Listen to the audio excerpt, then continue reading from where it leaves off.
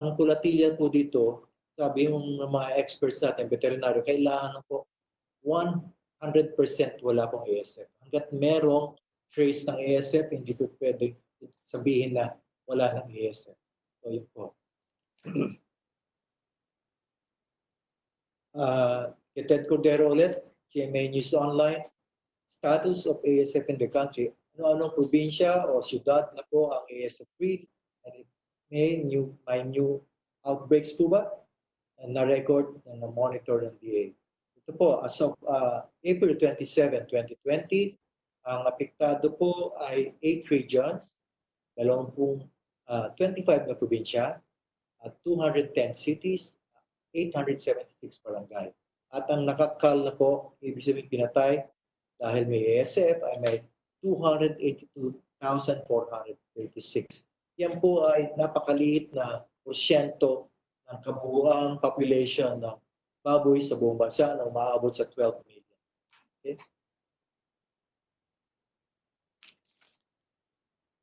Ito naman po galing kay Maureen Simeon ng Philippine Star.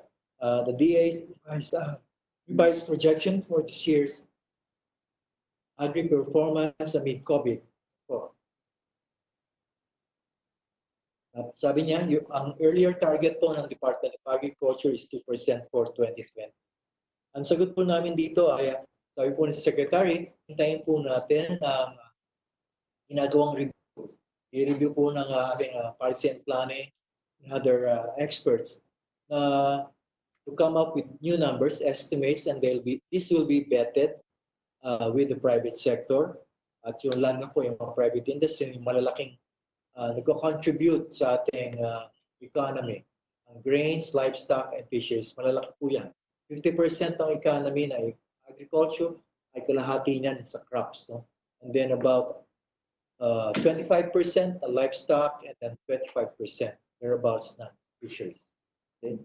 At sa Philippines, hintayin po natin yung ating pong mag-i-issue na po ng numero ang datos ng Philippine Statistics Authority. Ito susunod na linggo. Performance po ng Philippine Agriculture for the first quarter at meron po doong projection ng second quarter.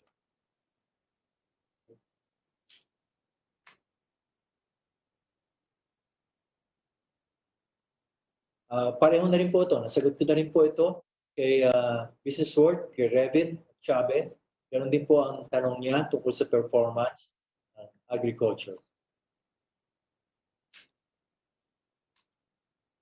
At ito po ang tanong naman ni Clay Cardillo ng PTB4. Pag-asa is expecting a potential typhoon to enter PAR this May. How does DA prepare for this and for the coming rainy season? Doon sa datos po nakita ko sa mapa, satellite na nakita natin, napakalayo pa po nito at ang maapektuhan na po ito ay pag-ulan lamang sa Mindanao, parts of Visayas.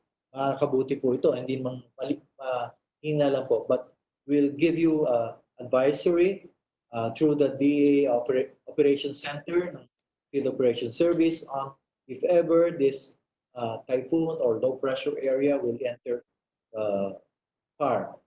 Ayun po, nag-i-issue po kami lagi ng bulletin tungkol dito.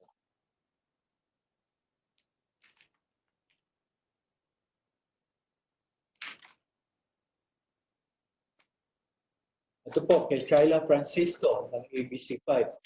Sabi niya, meron pong nag-complain at nakita sa TV na may nabili daw po sila sa palengke na galunggong sa Pasig po na may plastic. Ano po reaction ng BFAR dito?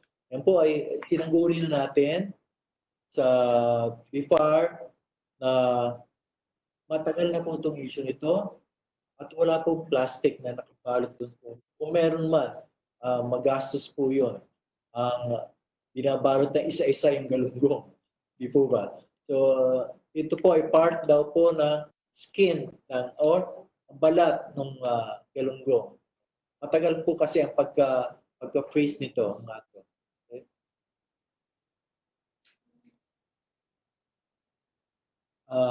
Kay Admar Villando ng DCAR, Sunshine Radio, kamusta ang monitoring ng ASF at bird flu sa bansa sa kabila ng COVID-19. No? May sinusunod po tayong National Zoning Plan. Ito po ang meron pong pre-zone, containment zone, protected zone, surveillance zone, and protected zone. Sa Region 4B, nabibilang po ito sa pre-zone. Region 4B, Catanduanes, Masbate, Visayas, and Mindanao. Yan po, except Davao del Sur and Davao Occidental. Pre-zone po ito. Walang ASF po dito. Ay ang mainland Luzon naman po ay na-classified as containment. Ay ang Regions 5 except Masbate and Catanduanes.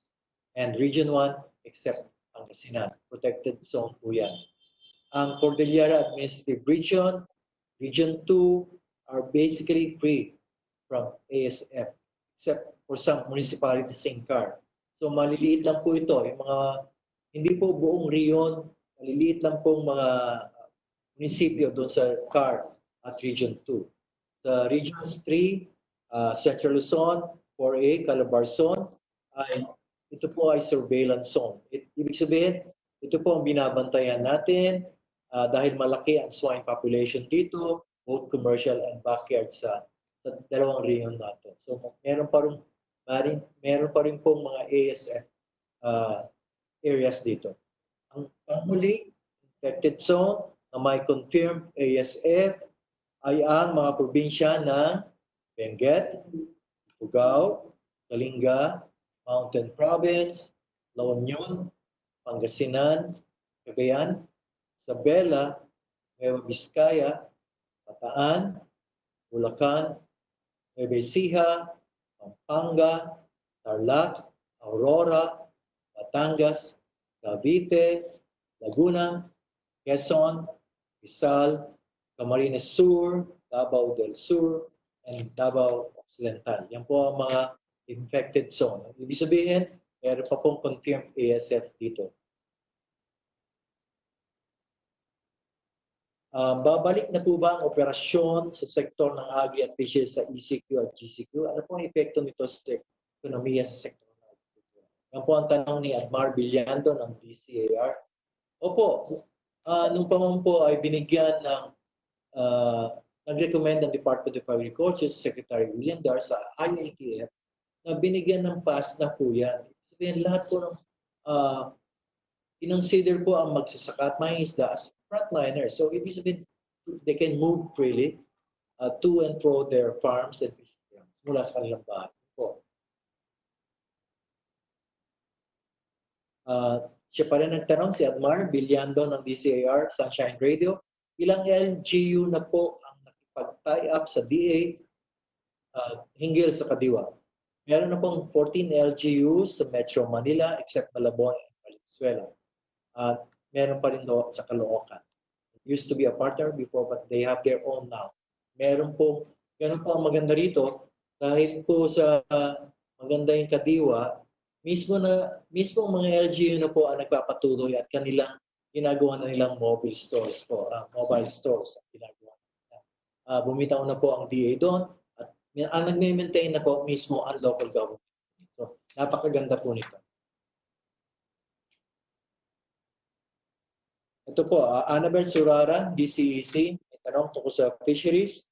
Kailan po ninyo mapipirmahan ng DA, no, Secretary, ang National Sardines Management Plan? Sikat po ngayon ang sardinas dahil itong pangunahing pagkain ngayon ng mga tao. Sabi ni Ben, no? Naglabas po ng press release ang Oceana, Philippines na kailangan pangalagaan ang ating sardinas sa karagatan dahil sa isa daw po ito sa mga biktima ng overfishing. Ang sagot po namin ay malapit na po. Asahan na po natin at hinihintay na po natin ang draft, final draft mula sa Bureau of Fisheries and Aquatic Resources. And the Secretary is reviewing some provisions. At ito pong National Sardines Management Plan will help us achieve sustainability. Yan po, malapit na po mapirmahan ni Secretary. Sa palinho, tungkol sa fisheries, Bel Surara ulit, ang DCEC. update po tungkol sa BSET monitoring measures na kailangan pong maaprubahan ang guidelines. Ito po ang sinasabi ng mga NGOs at mga mangingisda na paraan para mabantayan ang mga commercial fishing boats na pumapasok sa municipal waters kahit bawal sila. Yan po talaga. At ito pong sagot namin dyan, ang BSET monitoring measures or VMM ay for deliberation pa rin po. Okay? The National Fisheries and Aquatic Resources Management Council will deliberate on the merits of BMM on May 9. So, next week po yan, and we'll keep you posted on developments. Ito pa rin po, katanungan ni Bel Sorara sa mga financial loan programs ng DA through the Agricultural Credit and Policy Council. Ano na po ang status ng mga loan program ng DA-ACPC? Ongoing pa po ba ito despite the ECQ? Opo, ito po. As of April 29, 2020, meron na pong nailabas na pautang ang DA-ACPC ng 244.62 million. Ito po ay dumaloy sa 21 na partner lending conduits ng ating DA-ACPC at sa nagko-cover po ng 17 probinsya dito sa bansa. Mula po sa para naman sa pautang sa maliliit na magsasaka, sila po ay makakautang ng 25,000 pesos, walang interest at payable in 10 years. Yan po, no collateral. At to date, nakapagbigay na po ng 1,415 na magsasaka ang nakinabang dito at mga isda. Okay, dumaan po yan sa 11 lending conduits ng DA-ACPC sa 8 probinsya. At doon naman po sa Benguet, dahil bumaba na po ang ito po, bumaba na po ang bentahan ng bulaklak. So, nawalan po, karamihan doon po sa Benguet, cat flower producers natin, ay nawalan ng trabaho at walang may benta. Yung mga bulaklak nila, andun lang. Katiwang lang, hindi nila ma-harvest dahil walang merkado. So wala po silang kita at napahiram po natin sila sa DA-ACPC na 4.95 million. Yan po ay 178 cat cow farmers. Marami po, mahigit 1,000 po sila. So tuloy-tuloy po ang pagpo-process ng DA-ACPC in partnership with the local government units saka doon po sa Benguet.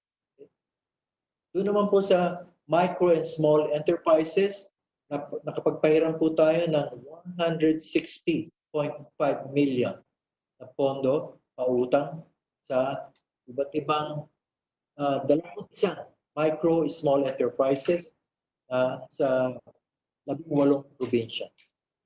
Yan po, sa kabila ng paghihigpit dahil sa ECQ, tuloy-tuloy pa rin po ang pamamahagi ng pautang sa mga magsasaka, mangingisda, cat flower farmers, micro and small enterprises ng DA-ACPC in partnership po sa DA Regional Field Offices, lending conduits at LGUs. At ito po, may nilaan po tayo. Ito pong isa pang proyekto natin. Naglaan po tayo ng 2.5 billion doon sa nabanggit kong mga pautang na dumadaloy sa DA-ACPC. Okay? At meron din po tayong programa ngayon sa mga millennials na para sa mga fresh graduates po. Mag-hire po ang Department of Agriculture ng 900 na fresh graduates ngayon as OJT dito po sa ating mga at i-assign sila sa Agriculture Provincial Coordinating Offices, APCO. At may kanya-kanya pong expertise yan. 3 kada isang APCO. Merong sa crops, fisheries, at marketing, whatever. At yung po ay babayaran po sila. Market rates po yan, yung 3 yan. So yan po, umpisahan na natin sa Department of Agriculture po. Ang tututok po dyan at ang heard ay dito po sa Office of the Secretary mismo. Pinapatutukan po ng Secretary. So 900 po, after the 6 months na OJT nila, they may want to get employed sa DA. Yan po, welcome na welcome. Yan po, umpisa na po. Kailan umpisa nito? Pagka-graduate po, lista lang po dito, tumawag po sa atin at mag-signify po kayo ng intention. Prepare nyo na po yung resume ninyo. At yun po, isubmit dito sa Department of Agriculture sa Office of the Secretary. Meron na po tayong iba pang ayuda na binibigay at sa ating mga magsasaka. Gusto ko pang ulitin ang ating Rice Resiliency Project. Ito po ay ilulunsad na sa main planting season ito. At i-cover po nito ang kakaroon po ng mamimigay po tayo ng ayuda ng 2 bag abono ng PRIA at 1.2 million magsasaka po ang makikinabang dito sa RCEP. At yung wala naman po sa hindi bahagi ng RCEP, mga 318,000 na magsasaka. At 2 abono at libreng binhi po, certified inbred seeds. At meron naman pong 309,000 na magsasaka na gumagamit ng good seeds ang makikinabang nito po. Bibigyan din pong 2 abono, yung urea. At 465,000 na magsasaka kung gusto magtanim po ng hybrid seeds, yan po ang makikinabang sila. At 1 bag ng hybrid seed at 3 bag ng abono ang kanilang ibibigay na ayuda. At panghuli po, 176,000 magsasaka na gumagamit ng hybrid seeds ay bibigyan din po makikinabang sa programang ito. Bibigyan sila ng 3 bag ng abono. Okay? So, ulitin ko po yung kanina, magandang balita po tungkol sa PCA, sa virgin coconut oil. Kasama po natin dito, magbibigay po, 2 klase po ang gagawin yung study na ito. 5 million pesos worth po yan.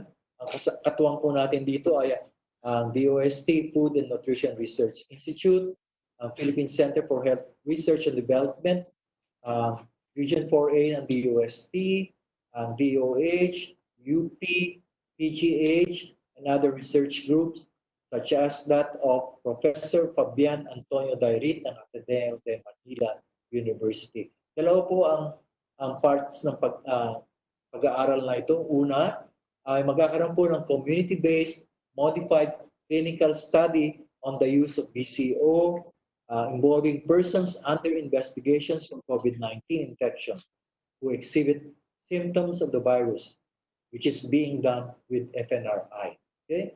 Yung at DOST Calabarzon, Santa Rosa, Laguna, at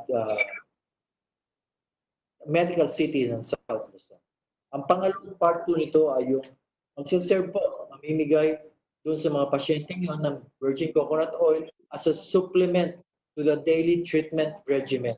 Ibig sabihin po, ito po part ng dietary supplement ng ating mga pasyente na COVID-19 positive patients sa PGH. Ito po i-assess ang possible benefits nito at kung moderate to severe COVID-19 in addition to yung mga gamot or drugs being given them. Okay? At to ensure the quality of BCO, yung participation ng PCA, kami po ang magbibigay nitong mga gagamiting virgin coconut oil sa study na ito. Ito po ay kakahalaga ng 1.4 million. Tapos ang kabuuang pondo po na ng study nito, interagency study nito ay 5 million, which 1.4 million po ang gagaling sa DA-PCA.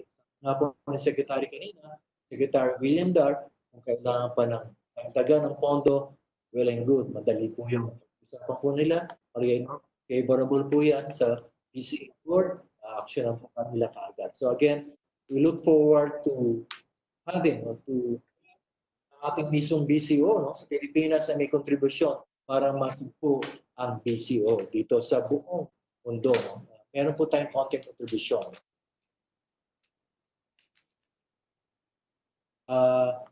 Meron po nagtanong dito from social media, kailan po mag-release ng mga libreng fertilizer sa region at binhi siguro. No? Ang binhi po, tuloy-tuloy na po yan, ang pagmimigay ng binhi sa Rice Resiliency Project. So, yung pong fertilizer na po, inaayos na po ang bidding. So, second week of May, andyan na po yan. Ibababa na po yung fertilizers na gagamitin sa pagtatanim. Ito po, madalas tanungin sa atin, ano po namang ayuda ang pwedeng ma-avail o mabigay sa mga hindi nagtatanim ng palay pa kasi puro palay daw po ang beneficiaries natin. So, ito po. Una, ang pinamimigay po namin ngayon ay for urban agriculture at technical assistance. Yun po. At yun po naman ito, yung another area po ito, yung financial assistance. In fact, zero interest po ito. Kung pwede tayo makautang at ng 25,000, yan po. Wala pong collateral. 10 years to pay. Napakaluwag po. Taglaan po si Secretary William Dar ng 1 billion para dyan. Marami po matutulungan niya. Ating po ulit, ang Magat irrigation system po. Angat irrigation system, sorry po. Yung doon po sa NIA, kanina pagtanong, doon po ay sa Angat irrigation system. Sorry po. Yun po ay nag-i-release na po sila ng 15 cubic meters per second para po doon magamit na ng mga magsaka para mai-prepare na ang mga sakahan at matangan ng halal. Sa mga ating mga regional information officers, maraming salamat po sa inyong lahat at ating mga manggagawa. Maligayang araw po. Labor Day po bukas, so araw ng manggagawa. Saludo po kami sa inyong lahat at ang aming pasasalamat ay hinahatid din po namin sa ating mga katuwang sa PTB4, RTBM, Secretary Martin Andanar po ng Philippine PCOO, Presidential Communications Operations Office. So maraming salamat po sa mga katuwang natin sa RTBM, sa Malacanang, at dito po sa PTB4, kapitbahay namin. So again, naniniwala po kami na lubhang mahalaga ang pagsisiguro sa sapat at abot kayang pagkain habang hinaharap natin ang laban sa COVID-19. Maraming salamat po on behalf of Secretary William Dar at sa mga member agencies na Food and Task Force on Food Security ng IATF. Maraming salamat.